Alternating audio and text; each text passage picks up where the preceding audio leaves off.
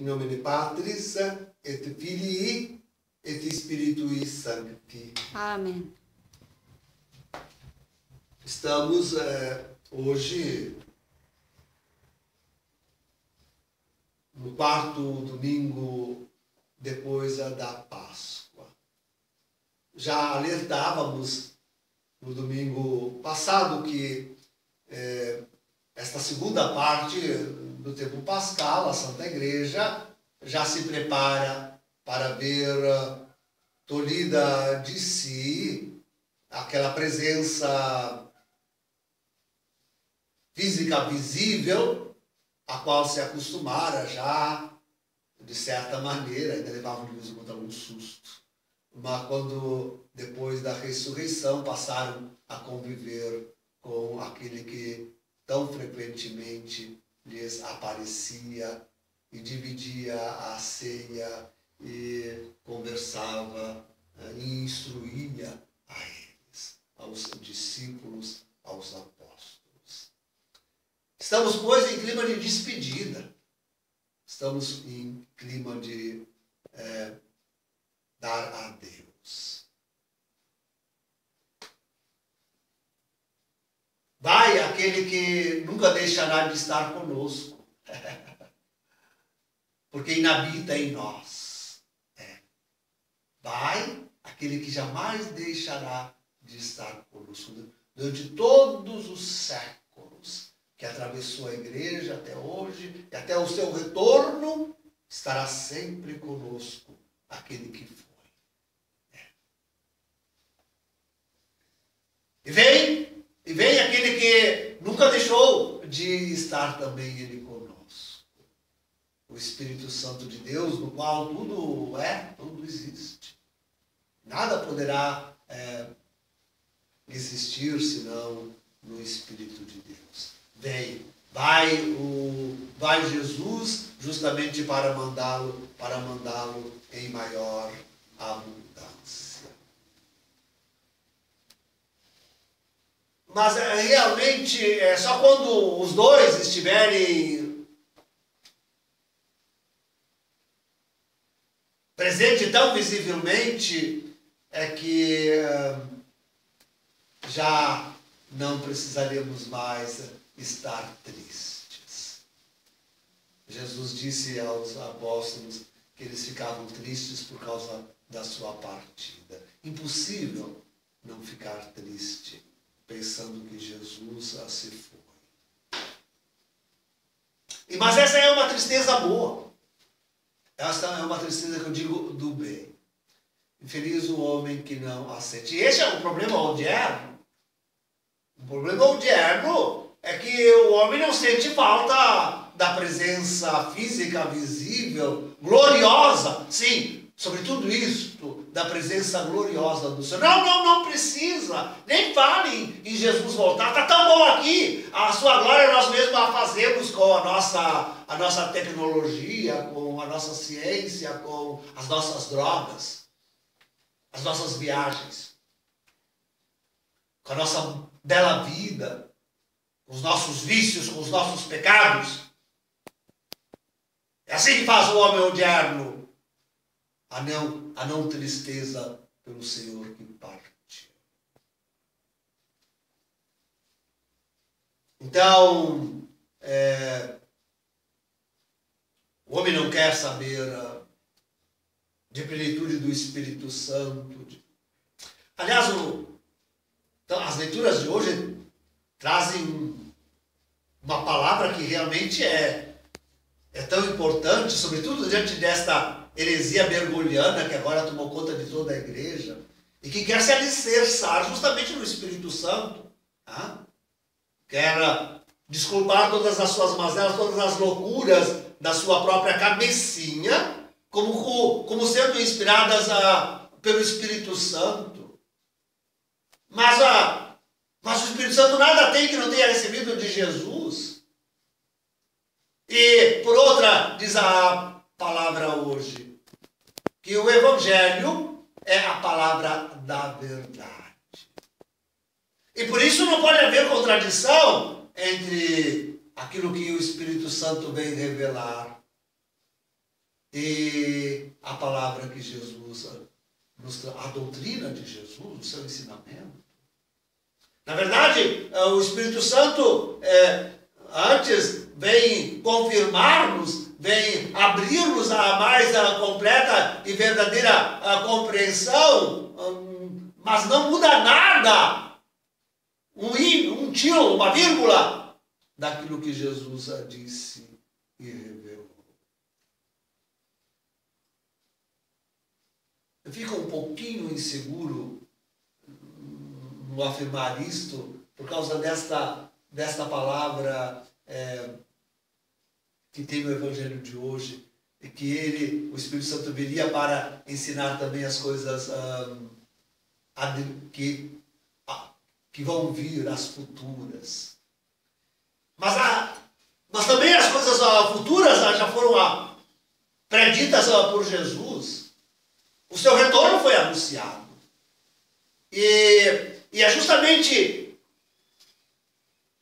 este futuro em Deus, este futuro em Jesus, que o Espírito Santo vem nos adiantar como a prelibação de um gosto futuro. A prelibação de um gosto futuro. É isso. Mas hoje, que palavra de Deus mais rica. Hoje também aparece a Santíssima Trindade, o Pai também aparece na epístola, essa lindíssima palavra de Santiago, dizendo que todo o bem procede do Pai das luzes e que nele não há mudança. Ei, olha aí, Bergoglio e Companhia Limitada. Não há mudança em Deus. E não pode haver mudança na Santa Igreja Católica. Não, qualquer mudança na Santa Igreja Católica é heresia. É cisma. Fato diante do qual nós nos encontramos. Quer dizer, é a Santíssima Trindade em pessoa que atesta toda a verdade evangélica. Nós temos aí, na palavra de Deus, esta linda tríade que o Espírito Santo vem, a missão do Espírito Santo. Ele vem como do Pai das Luzes, como enviado por Jesus. Ele vem para 3 obras, diz o Evangelho. Mostrar o pecado, a justiça e o juízo. E, queridos, pois hoje, mais do que nunca, esta missão do Espírito Santo é forte, é atual. Mas é terrível meditar esta missão do Espírito Santo para este fim dos tempos que nós vivemos. Porque convencer o mundo do pecado é justamente mostrar à igreja esta obra de que na grande heresia, na heresia moderna, na heresia universal que se vive hoje, o mundo está convencido, mas naquele sentido de que ele vive imerso, submetido ao mal, ao pecado. Mas há algo que precisa ser meditado e aprofundado. Algo que realmente choca os nossos olhos e o nosso coração. Quando nós compreendemos, quando nós vemos a verdade de que hoje não há mais a diferença entre o mundo e a Igreja Católica. Não, eu não digo a igreja remanescente, aquela única e verdadeira igreja católica que resta neste mundo aqui e acolá, uns poucos dispersos. Não, eu estou falando daquela igreja universal, aquela igreja que está representada por esse antipapa Francisco, por esses cardeais que não têm coragem de tomar uma atitude diante de todas as mazelas que ela sofre, diante destes bispos espalhados no mundo inteiro, que estão muito contentes. Ainda via ontem um arcebispo lá em Chicago, muito amado pelo povo, fazendo participar da missa um casal gay, homossexual, com um filhinho adotado nos braços. Ele foi lá abençoar aquele casal durante o ofertório. Eles vinham trazendo, meu Deus, meu Deus, meu Deus. E ainda tem padre coragem de interpretar esta exortação pós-sinodal de Francisco, Amoris Laetitia, como sendo para admitir, só na cabeça desse padre, porque na cabeça de todos os demais, a Amoris Laetitia escancara as portas da igreja ao mal, ao pecado, como se em Deus e no Evangelho houvesse mudança. Então, isso, queridos, não há mais distinção entre igreja, essa igreja, e o mundo. Não há mais a distinção. Aliás, Francisco faz a questão de dizer do Evangelho que ele não admite, a lógica do Evangelho não admite condenação. E a letra, a pregação de Jesus, e quando Jesus diz que há inferno e que do inferno não se volta, mas então não há inferno, mas então não há pecado mortal. Isso também Francisco diz na Amoris Laetitia. Então, queridos, é um outro evangelho, é uma outra igreja, é uma seita. A seita do mundo. É a seita do mundo. E o mundo está apaixonado, está aberto para acolher esta seita. O mundo está feliz. Agora, tudo o que nós somos e fazemos está aprovado. Está aprovado. É o sentimento do mundo diante desta anti-igreja de mergulho. E com isso, queridos, a missão do Espírito Santo realmente nos convence. O mundo está imerso no pecado. Eu digo esse mundão, onde está também essa seita de mergulho, essa falsa e anti-igreja, que tem todas as aparências da Igreja Católica. Onde é que estão os bispos? Onde é que estão os cardeais? Onde é que está o falso Papa? E para não dizer que até Bento XVI, olha lá, hein? Olha lá, hein? Olha lá. E os padres e os fiéis, todos felicíssimos, felicíssimos com o mundo. E o mundo com eles. E o mundo com eles. E não tem nem lugar para a tristeza e a falta de Jesus. Não tem lugar, nem tem lugar. É isso que o Espírito Santo faz, nos convence de que este mundo está imerso no pecado. E a outra obra do Espírito Santo, de que fala Jesus no Evangelho, que ele vai mandá-lo para convencer o mundo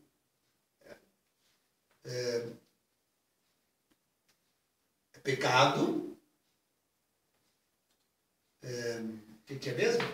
Agora eu esqueci. São as três coisas. A justiça, sim, a justiça. Oh, a justiça. Esta é a grande obra do Espírito Santo. Mostrar a justiça. Porque vou para o Pai de Jesus. Porque vou para o Pai. Essa é a justiça. Bom, para Jesus, esta é a justiça. Para os santos, para os amigos de Jesus, para aqueles que vão guardar a fé católica até o seu retorno, a justiça é essa, irem para o Pai das luzes, aquele Deus eterno.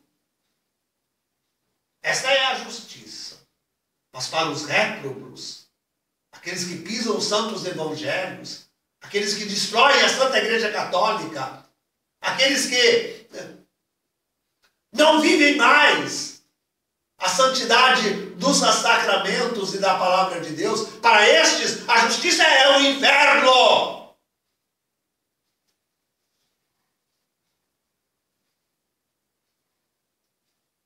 Ó, queridos, sejamos e o inferno é eterno.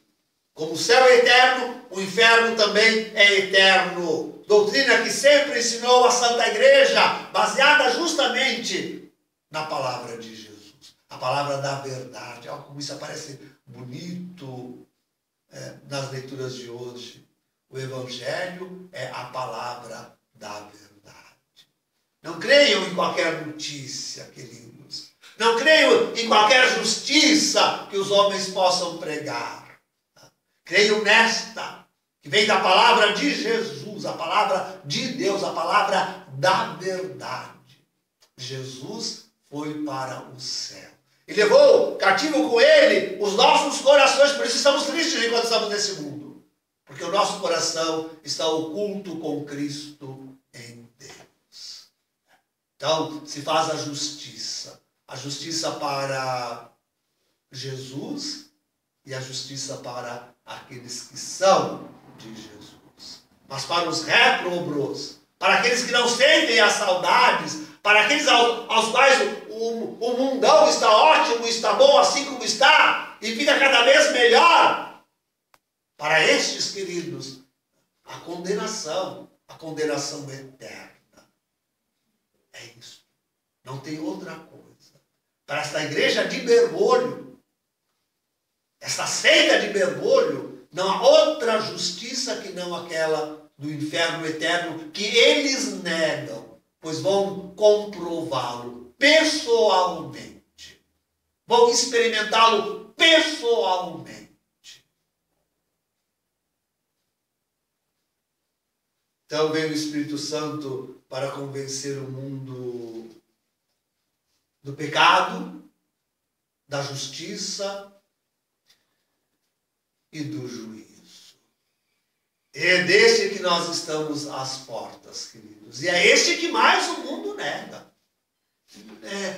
É uma contradição incompreensível, porque fala com quem falares hoje no mundo. Todos estão esperando, têm notícias, sabem, alguma coisa está acontecendo e o fim está próximo.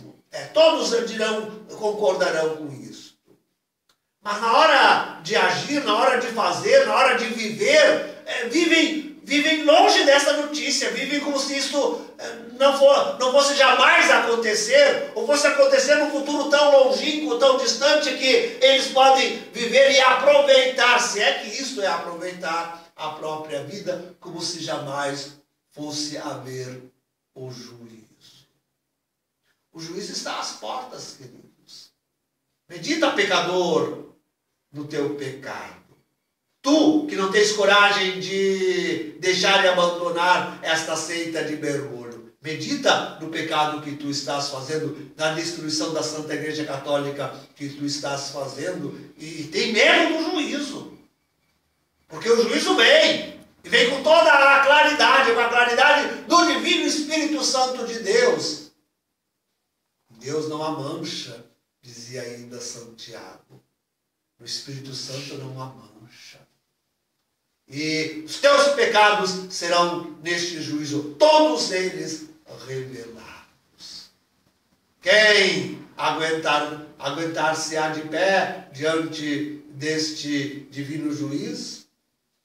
Quem terá a coragem de sustentar-se diante do juízo? Queridos,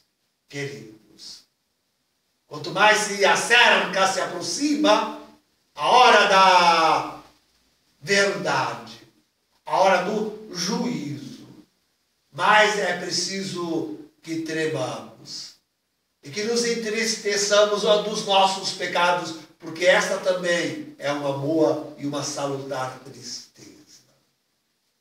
E façamos a penitência. Não tem melhor penitência hoje do que assumir com coragem que houve um cisma na igreja. Porque isso acarretará, com certeza, graves problemas para o cultivo da vida religiosa, para o relacionamento com os demais que não nos entendem, não nos entenderão, para a perseguição que virá, para suportar a perseguição que virá. Não há coragem maior do que esta hoje, do que confessar desabridamente, claramente, reconhecer com força e com coragem que houve um cisma na igreja. Vivemos neste tempo do maior, e quanto eu já o disse, repito, quanto maior a indiferença ao cisma, mais profundo e verdadeiro ele é. Quanto mais a igreja se contentar com o mundo, com o mundano, quanto mais devastadora se torna, mais devastador se torna este cisma. Então, queridos, é preciso ter coragem para escapar do juízo negativo de Deus, justamente assumindo a existência deste cisma e tratando de recolocar a vida segundo este reconhecimento. Ó Jesus, como precisamos de Ti. Um jovem, hein? Jesus era um jovem. Que coragem, que força. Nós aí velhos, tremendo diante deste mundo. Que podemos perder da vida alguns poucos anos mais. Se ao menos os jovens tivessem a coragem, se ao menos os jovens que me ouvem tivessem a coragem de ver, de reconhecer e de escapar do pecado deste mundo, da justiça deste mundo e do juízo em que incorrerá este mundo. Viessem conosco a esperar e a desejar ardentemente o retorno de Jesus, nosso Senhor. Que há de vir em toda a sua glória, na glória do Divino Espírito Santo, e nos levará ao seio do Pai. A comunhão com a Santíssima Trindade, a plena comunhão com a Santíssima Trindade. Em nome do Pai, do Filho e do Espírito Santo. Amém.